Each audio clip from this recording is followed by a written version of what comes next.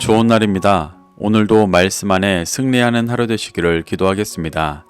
오늘 생명의 산 본문은 열왕기상 20장 13절부터 25절입니다. 오늘 본문에서는 북이스라엘이 하나님의 능력으로 아람군을 무찌르는 모습과 아람이 다시 한번 북이스라엘에 쳐들어올 준비를 하는 모습이 나옵니다. 이 구절들을 통해 하나님께서 무엇을 말씀하시는지 살펴보도록 하겠습니다. 13절입니다.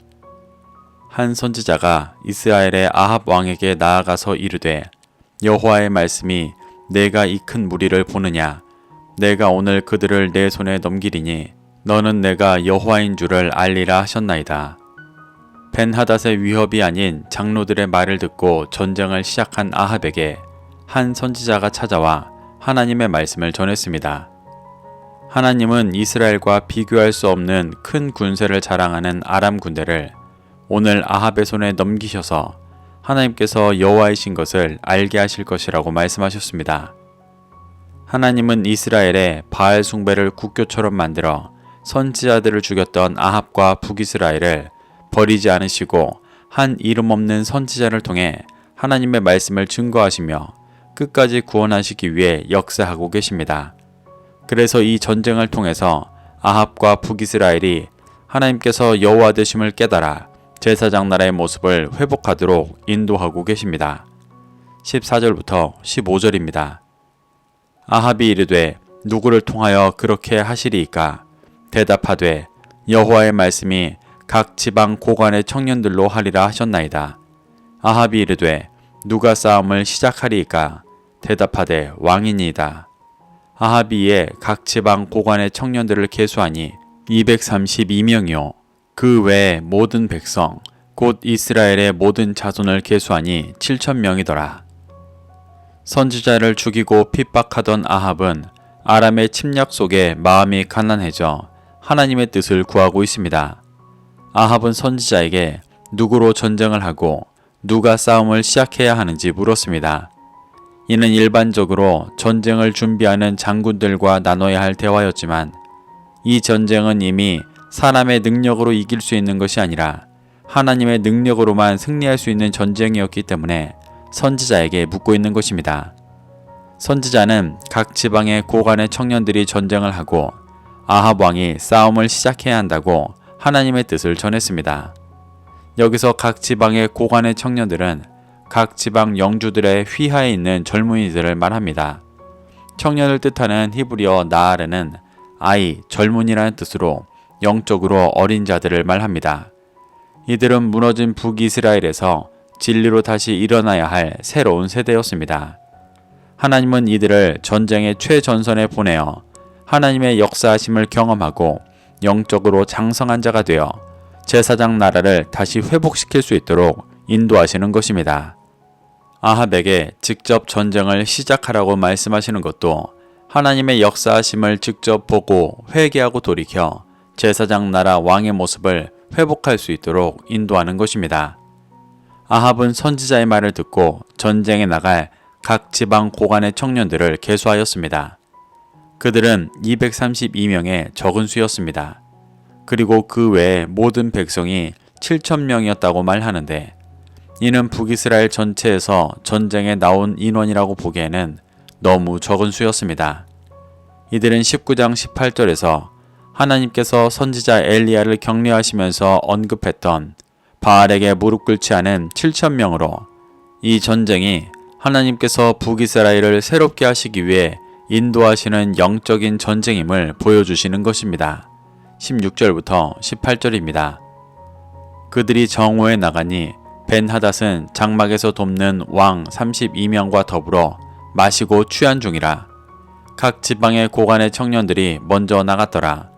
벤하닷이 정탐꾼을 보냈더니 그들이 보고하여 이르되 사마리아에서 사람들이 나오더이다 하매 그가 이르되 화친하러 나올지라도 사로잡고 싸우러 나올지라도 사로잡으라 하니라. 북이스라엘에서 선지자를 통한 하나님의 말씀을 듣고 전쟁을 준비하고 있을 때 벤하닷은 정오에 32명의 왕과 더불어 취해 있었습니다. 이는 12절에서와 같은 모습입니다. 그때와 달리 진영을 치고 전쟁을 시작하려 하고 있는데도 대낮에 여전히 술에 취해 있다는 것은 엄청난 군세의 차이로 북이스라엘을 무시하고 있는 것입니다. 이는 또한 비진리를 뜻하는 이방 나라가 제사장 나라를 전혀 위협으로도 느끼지 않을 정도로 북이스라엘이 영적으로 타락해 있던 상황을 보여주는 것이기도 했습니다. 이러한 상황에서 각 지방의 고관의 청년들이 먼저 나아갔습니다. 새롭게 일어나야 할 세대가 하나님의 역사하심에 앞장서 나가는 모습입니다. 그런데 앞장서 전쟁을 시작해야 할 아합에 대한 기록이 없습니다. 아합은 고난 속에서 하나님을 의지하는 듯 하지만 34절에서 벤하닷을 살려주는 모습도 그렇고 여전히 하나님을 온전히 신뢰하지 않고 육신을 따라 살아가는 안타까운 모습을 보여주고 있습니다. 벤하닷의 정탐꾼들은 각 지방 고관의 청년들이 나오는 것을 보고 벤하닷에게 보고하였습니다. 그러자 벤하닷은 이들을 보고 화친하러 나오는 것이라도 사로잡고 싸우러 나오는 것이라도 사로잡으라고 명했습니다. 여기서 사로잡다는 생명을 뜻하는 원어 하이와 사로잡다, 붙잡다라는 뜻의 원어 타파스가 함께 쓰여 생명을 붙잡는다는 뜻입니다. 그들이 어떤 목적으로 나왔든 무조건 그들의 생명을 사로잡는 것은 단순히 생포하는 것을 넘어 북이스라엘에 일어나야 할 새로운 세대들의 영적인 생명을 끊어내려 하는 것입니다. 이것이 진리를 무너뜨리는 비진리의 일입니다. 19절부터 21절입니다. 각 지방 고관의 청년들과 그들을 따르는 군대가 성읍에서 나가서 각각 적군을 쳐 죽임에 아람 사람이 도망하는지라. 이스라엘이 쫓으니 아람 왕 베나닷이 말을 타고 마병과 더불어 도망하여 피하니라. 이스라엘 왕이 나가서 말과 병거를 치고 또 아람 사람을 쳐서 크게 이겼더라. 결국 아합이 앞장서지 않고 각 지방 고관의 청년들이 그들을 따르는 7,000명과 함께 사마리아에서 나가서 각각 적군을 쳐 죽이자 아람 사람들이 도망쳤습니다. 29절에서 지금과 비슷한 규모로 쳐들어온 2차 침공의 병사 중 죽은 보병만 10만 명이라고 말하는 것으로 보아 지금도 최소 10만 명의 보병이 있었을 것으로 보입니다. 거기에 벤하닷은 말을 타고 마병과 더불어 도망하였다고 기록하고 있는데 당시 마병은 강력한 병장기였습니다. 아람이 10배가 넘는 군대와 막강한 병장기까지 있었는데도 이스라엘이 일방적으로 그들을 쳐 죽여 이기는 것은 상식적으로 불가능한 일이었습니다. 하지만 하나님께서 역사하셨기 때문에 가능한 일이었습니다. 이 과정에서 각 지방 고관의 청년들과 그를 따르는 7,000명은 말도 안 되는 하나님의 역사를 경험하며 그 중심이 새롭게 되었을 것입니다. 그런데 21절에서 앞장서서 전쟁을 시작했어야 할 아합 왕은 늦게 나와 아람의 말과 병거를 치고 아람 사람을 쳐서 크게 이겼습니다. 그는 하나님의 역사하심으로 승리했지만 여전히 육신을 신뢰하며 불순종하고 있는 모습을 보여주고 있습니다. 22절입니다. 그 선지자가 이스라엘 왕에게 나와 이르되 왕은 가서 힘을 기르고 왕께서 행할 일을 알고 준비하소서. 해가 바뀌면 아람 왕이 왕을 치러 오리이다 하니라. 하나님의 역사하심으로 아람과의 전쟁에서 승리한 후 이름 없는 선지자는 다시 아합에게 가서 아람 왕이 다시 쳐들어올 것인데 제사장 나라 왕으로서 준비해야 할 일이 무엇인지를 말하고 있습니다. 여기서 힘을 기르라는 말은 단순히 군사력을 기르라는 말이 아니었습니다. 하나님의 능력으로 전쟁에서 승리했는데 군사력을 키우라는 말은 개연성이 떨어지는 요구입니다. 힘을 기르다의 원어 하자크는 강하게 하다, 강화하다라는 뜻으로 문법상 여기에서는 자신을 강하게 하라라는 뜻입니다. 이는 아합이 제사장 나라의 왕으로서 하나님을 향한 믿음, 신뢰를 강하게 해 하나님의 능력을 또 의지할 수 있는 존재가 되어야 한다는 것을 도전하는 것입니다. 또 왕께서 행할 일은 단순히 전쟁을 대비하는 것이 아니라 제사장 나라의 왕으로서 회개하고 진리에 서는 일을 하라는 것을 말합니다. 이 일들이 우는 사자와 같이 또 달려드는 비진리를 물리칠 수 있도록 제사장 나라의 왕으로서 행해야 하는 일들이었습니다. 23절부터 25절입니다. 아람 왕의 신하들이 왕께 아뢰되 그들의 신은 산의 신이므로 그들이 우리보다 강하였거니와 우리가 만일 평지에서 그들과 싸우면 반드시 그들보다 강할지라. 또 왕은 이 일을 행하실지니 곧 왕들을 제하여 각각 그곳에서 떠나게 하고 그들 대신에 총독들을 두시고 또 왕의 잃어버린 군대와 같은 군대를 왕을 위하여 보충하고 말은 말대로 병거는 병거대로 보충하고 우리가 평지에서 그들과 싸우면 반드시 그들보다 강하리이다. 왕이 그 말을 듣고 그리하니라. 선지자의 예언대로 아람 왕은 다시 북이스라엘에 쳐들어오기 위해 준비하고 있었습니다. 하나님은 온전히 회개하지 않고 있는 아합과 북이스라엘에게 고난과 환란을 또 주시며 다시 회개의 기회를 주시고 계십니다.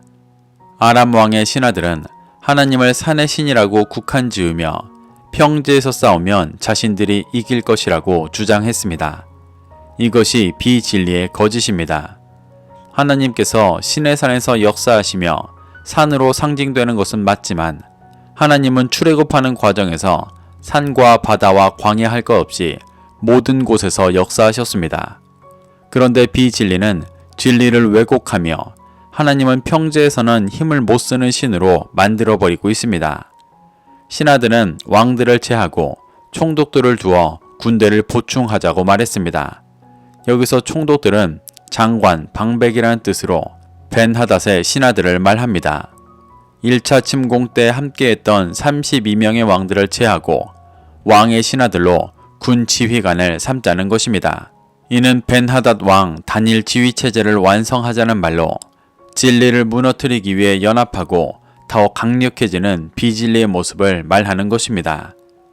이렇게 비진리는 진리를 무너뜨리기 위해 우는 사자와 같이 달려드는데 하나님은 그들을 통하여 북이스라엘에 환란을 주고 계신 것입니다.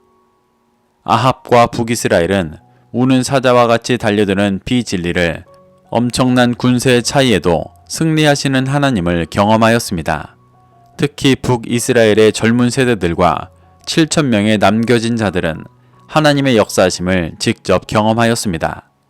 그런데 아합은 온전히 회개하지 않고 여전히 육신을 쫓아 또다시 고난이 찾아오게 하는 안타까운 모습을 보여주고 있습니다.